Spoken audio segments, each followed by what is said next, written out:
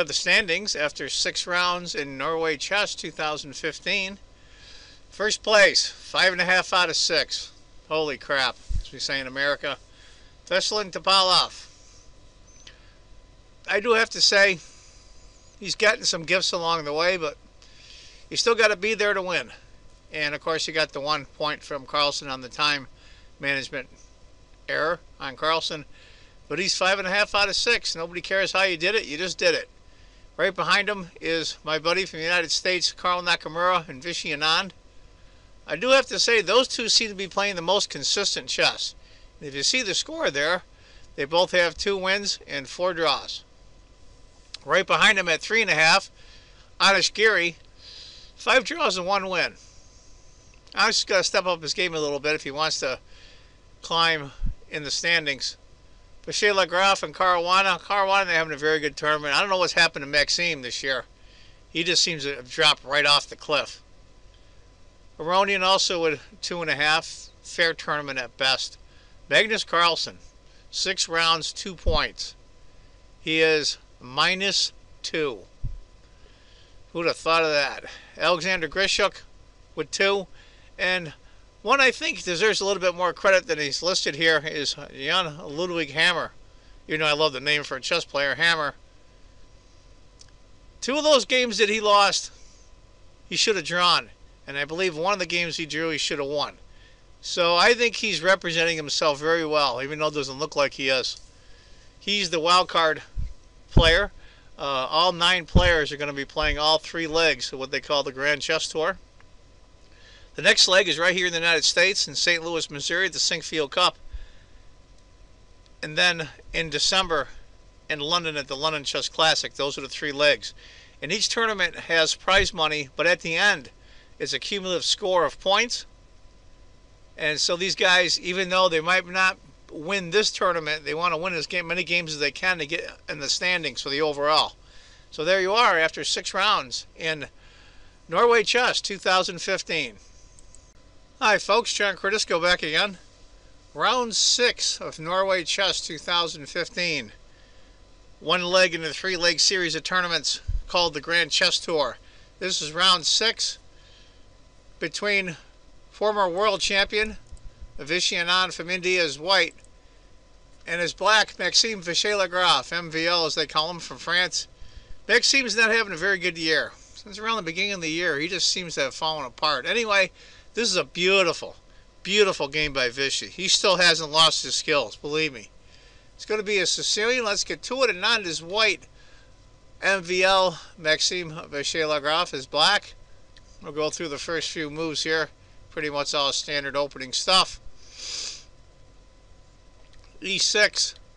And I do have to say, Maxime is a world-class expert on the Sicilian. H6. Get a lot of pawn moves in the Sicilian. It looks like he's behind in development, but he really isn't. Bishop E7. Favorite of Garry Kasparov still. Sicilian defense. Knight D7. Castles. Okay, black's doing a lot of maneuvering, but he's got a pretty good position. It's basically a dead even game. Knight takes. Queen takes. Threading the pawn on G7, and so black naturally castles. Queen to D2. Now this is a move here that they criticized later. I think it's a very natural move. Computer calls for B5, which I probably would have done. Queen C7 maybe, being that the pawn is here on C2, so if the rook comes over with the queen here, it's not really that much trouble. He decides to go rook to B8. Computer didn't hate it, it just didn't like it that much. It's just a little cramped. That bishop on C8 is just basically stuck for now. Knight to E2, he's coming around with his knight. Trying to get a kingside attack, I think. B5, natural move, the fianchetto the bishop on C8 to B7. Rook A to D1, get some power out of that. Now he's hitting this pawn. Queen, just to get out of the way. The computer likes queen to C3, offering the exchange of queens. And queen takes, knight takes. Vishy decided to push it. He went for it. F5. Now the computer didn't care for that, but I think that's a very good move. I think it's starting to bust open black's king side. A lot of these times you make these moves that are maybe iffy. Not bad, but just iffy. Hoping under pressure that your opponent will miscue. Knight to f6. By moving the knight, if he takes, he either can choose pawn takes or bishop takes. He moves the knight up. Wants to get as many pieces on the king side as he can, white. If pawn had taken, instead of g3, after bishop takes, rook f2, knight d7, and black's okay. But after knight g3, if he encounters the bishop, now he's hitting this backward pawn for white, but it's not that big of a deal. This is a move I didn't understand. Maybe it's a waiting move, I really don't know. The computer likes f takes c6, which I do as well. He decided to go king to h1. Maybe later down the road, he was thinking about maybe sacking the bishop here. And he didn't want this check on the king. But this is where MVL, I think, miscues and miscues a lot. He went rook b to d8. Now it seems like a natural move, but he should have went d5. And after e5, queen takes. I think that was better for Maxime, but he decided to go rook b to d8, bishop takes, pawn takes, queen takes. Okay, here we are. Got a perpetual if you want one. Well, maybe not, but that knight's coming into h5. It looks a lot scarier than it is. For those of you that were wondering about, after queen takes h6, he went d5. Those of you that are wondering if he went queen to c2 instead, after knight to h5, knight takes, pawn takes, bishop takes, rook to g1. Wow, wow, wow. Game's over. Absolutely over. That free pawn wasn't so free. After d5, white went g5, and the attack is coming. Now you got to remember, white is down 2 pieces for a pawn to get this attack.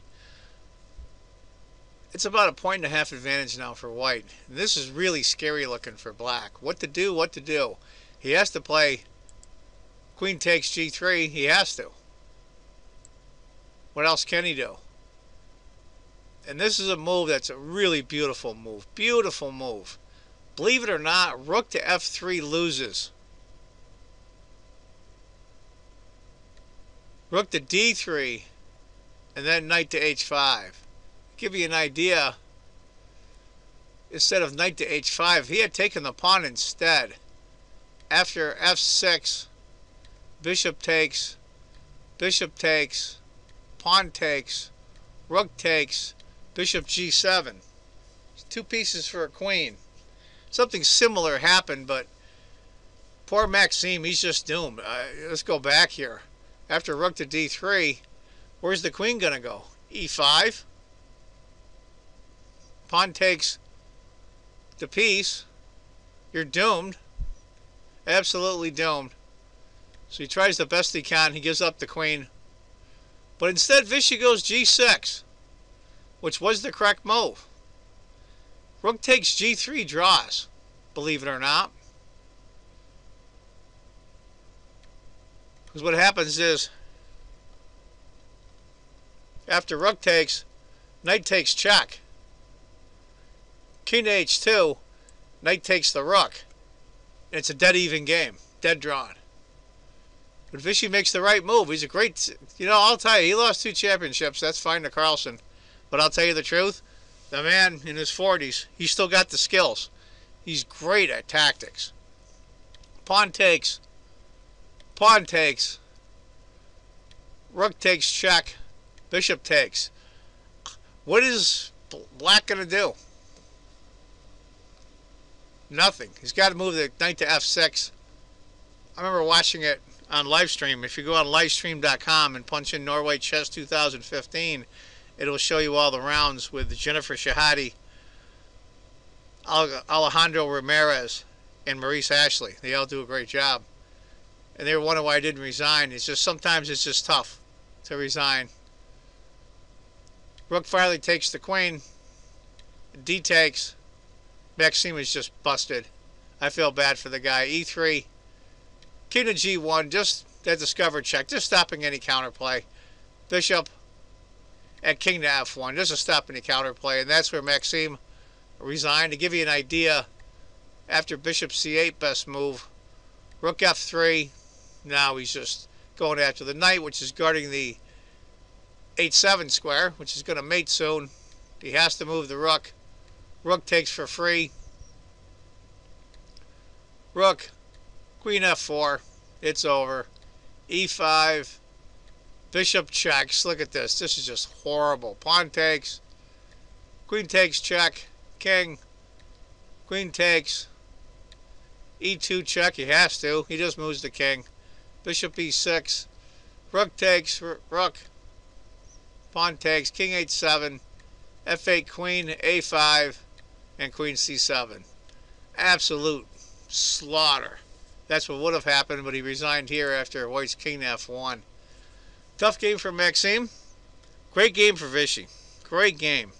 And I think it's even more important that this is a good game for Vishy because Maxime is a Sicilian expert. And he just made that one error. And it's like putting your finger, through the screen. Once you start making a mistake, the mistake gets bigger and bigger and bigger, and you just can't catch up. Anyway, folks, that's a great game from Vishy from round 6 of Norway Chess 2015. I hope you enjoyed it.